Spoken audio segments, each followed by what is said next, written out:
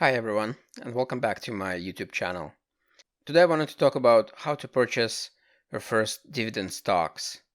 I wanted to show you which tools I usually use to find good dividend stocks that are safe and a good investment in the long term.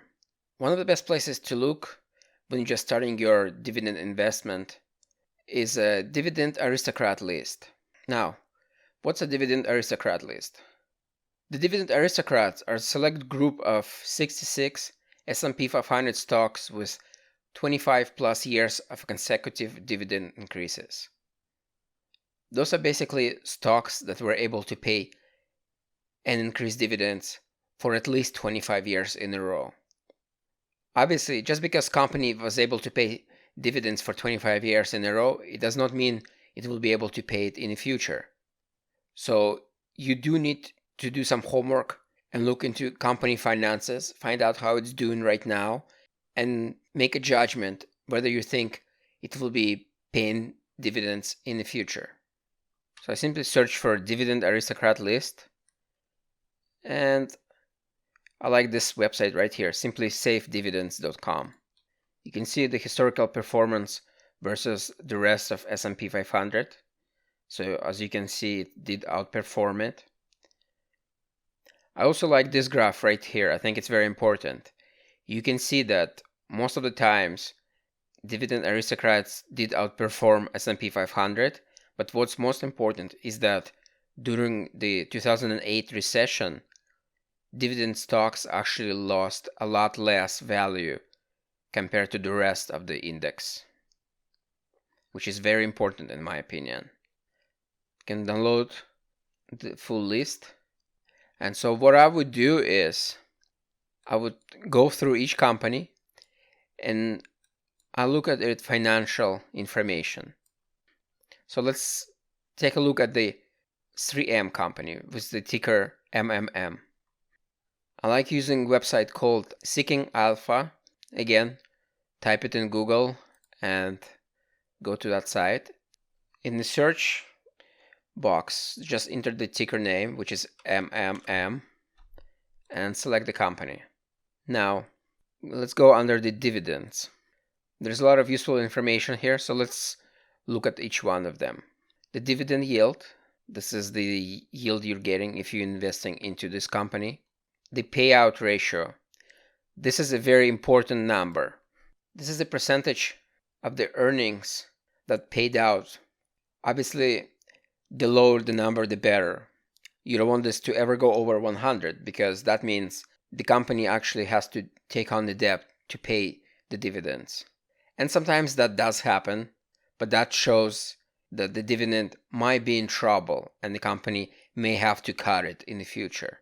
Because don't forget, the company doesn't actually have to keep paying the dividend. They could cut it at any time. They might do it if they run into financial trouble.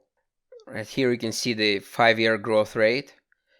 This is actually also very important because when it comes to dividend investment, you're not only looking for the company that pays out dividend every single year, but you also want the company to increase those dividends as well, because that helps with the compound interest.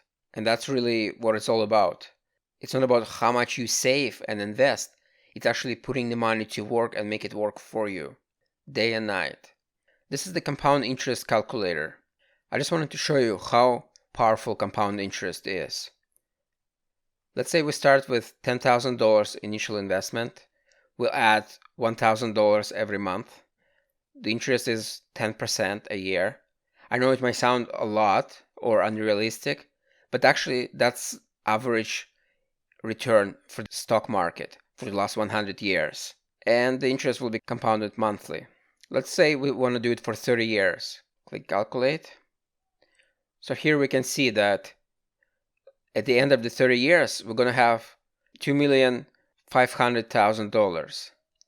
Out of that amount, over $2 million is actually compound interest. That's not the money that we saved and invested. That's simply money that worked for us. Now, let's go back and say we want to do it only for, 10 years. Click calculate again. we'll only end up with $230,000. And out of that, $100,000 is the earned interest. You can see the power of the compound interest.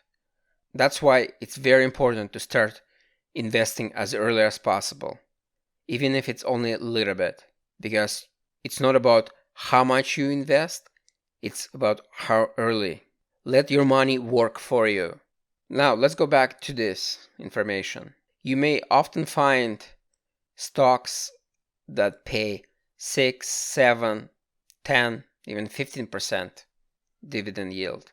Be very careful whenever you see anything over 5%. Whenever the dividend yield is that high, there's a good chance that the stock simply dropped in price. And usually stocks drop in price when company having financial troubles, which means dividend cut most likely to follow. Let's take a look at company Macy's. If we look at its current dividend yield, it's amazing 23%. Now, I'm sure everyone wants to just jump and buy it, but let's look at it carefully. Let's go and look at the 1-year stock price. You can see the reason why the dividend is at 23%. Because a year ago, the stock was valued at $22.60, and now it's valued at $6. That's the reason why the dividend yield is so high. It's not because they kept raising it, it's simply because the stock price fell, and that caused the dividend yield go up. Be very careful and not chase a high dividend yield. Remember, purchase companies that not only paying dividend now, but will be paying dividend in the future. Now, just because the company did skip the dividend increase once in a while, does not mean it's not a safe company to invest in. For example, Canadian banks, known to be a very stable investment, and some been paying dividend for almost 200 years. Think about it. They were able to pay dividend through the First World War, Second World War. They were able to pay dividend even through the Spanish flu. Let's look up BMO in Seeking Alpha to find out more information about it. Current dividend yield is a very nice 5.87%. Payout ratio is 60%, which makes it very safe. And it does grow dividend. Not as much as some other companies, but they do grow it. Considering the dividend yield is high already, I think the low growth rate is tolerable. So what I would do is I would go through the list of the dividend aristocrats and choose maybe 10 companies in different industries and purchase their stocks. It's very important to have a diversification. I am a true believer that you should not invest more than 10% in one single company, no matter how solid you think it is. Whenever I talk about large companies, I like to mention the Dutch East India Company. Now, how many of you have heard about it? I'll bet not that many. Yet, this is the largest company in the history of the world. At its peak, it was worth over $8.3 trillion, accounted for the inflation.